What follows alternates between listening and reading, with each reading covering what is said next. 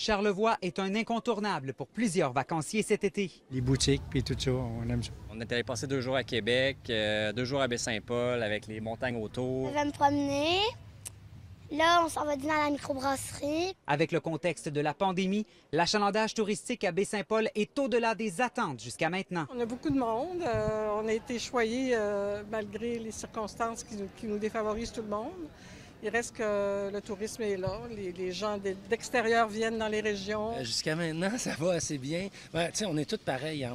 C'est un petit peu au jour le jour, une semaine à la fois. Des aménagements ont d'ailleurs été réalisés pour faciliter le respect des mesures sanitaires. On est habitué ici à des étés touristiques importants. Ici, il y a des petites shows, il y a des stations de lavage de mains, il y a des shows indicateurs pour indiquer le sens à marcher pour éviter la promiscuité. Avec l'afflux important de visiteurs, le train touristique de Charlevoix a repris du service ce jeudi.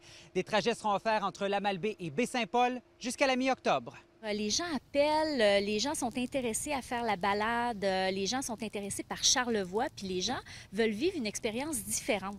Le touriste moyen vient dans Charlevoix plus longtemps que de coutume. Alors, il est à la recherche de plusieurs émotions. Malgré la présence de nombreux touristes, aucun débordement majeur n'a été signalé ici avec le camping clandestin. Les questions de contrôle, c'est parfois un peu plus difficile.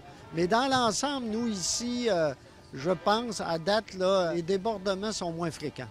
Les commerçants s'attendent à ce que ce fort achalandage se maintienne au cours des prochaines semaines.